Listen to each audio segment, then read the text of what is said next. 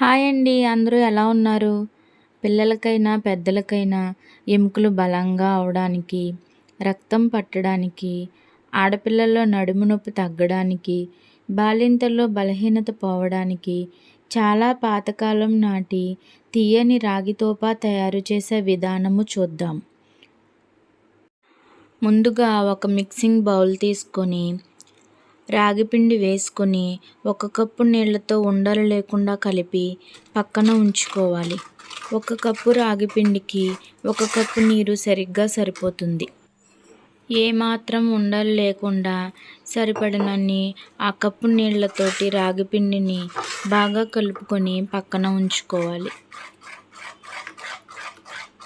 ఇంకో పక్కన స్టవ్ వెలిగించుకొని ప్యాన్ పెట్టుకొని 1 కప్పు తురుముకున్న బెల్లముని కరిగించుకోవాలి. 1 కప్పు బెల్లానికి 2 కప్పుల నీళ్లు వేసుకొని బెల్లం కరిగించుకోవాలి.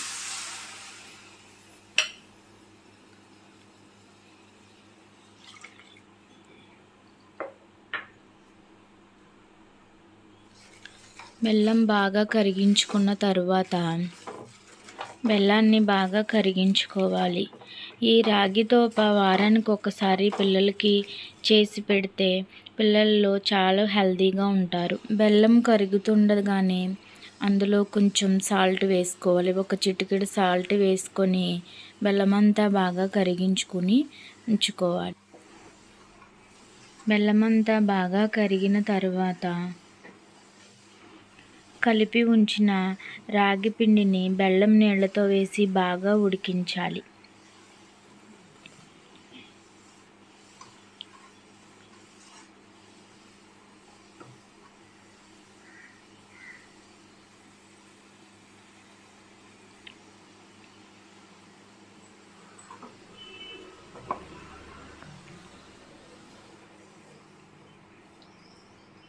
బాగా ఉండలు లేకుండా బాగా కలుపుకోవాలండి అదంతా.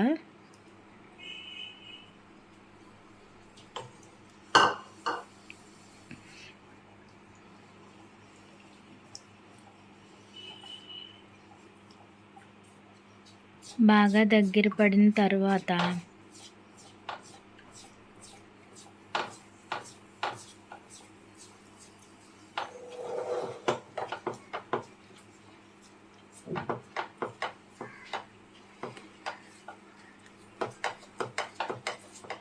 అది ప్యాన్ నుండి సపరేట్ అవుతుండగా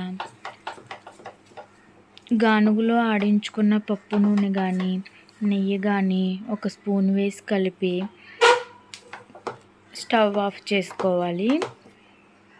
నేను నెయ్యి వేసుకుంటున్నాను. మీరు పప్పు నూనె ఉంటే పప్పు నూనె వేసుకోండి, లేదా నెయ్యి వేసుకోండి. బాగా కలుపుకొని స్టవ్ ఆపుకోవాలి. ఇది వేడిగా ఉండగానే తింటే చాలా బాగుంటుంది. మనకి ట్రెడిషనల్గా అయితే ఇలాగే ఉండాలి. కావాలంటే జీడిపప్పు, బాదం పప్పుని కూడా నేతిలో వేయించుకుని యాడ్ చేసుకోవచ్చు. నేను ఇవేమీ వేసుకోవట్లేదు. ఎంతో ఆరోగ్యాన్నిచ్చి బలాన్నిచ్చే రాగితోపని మీరు కూడా తయారు చేసుకోండి. నా వీడియో నచ్చినట్లయితే లైక్ చేయండి, షేర్ చేయండి, సబ్స్క్రైబ్ చేయండి. ఇప్పుడు ఇలా తయారైన రాగితోపని ఒక సర్వింగ్ బౌల్లోకి తీసుకొని వేడివేడిగా అదంతా బాగా కలుపుకొని ఒక సర్వింగ్ బౌల్లోకి తీసుకోవాలండి. అంతేనండి, ఎంతో టేస్టీగా ఉండి ఎంతో హెల్తీ అయిన రాగితోప చిటికలో చేసుకోవచ్చు. మీరు కూడా ట్రై చేయండి.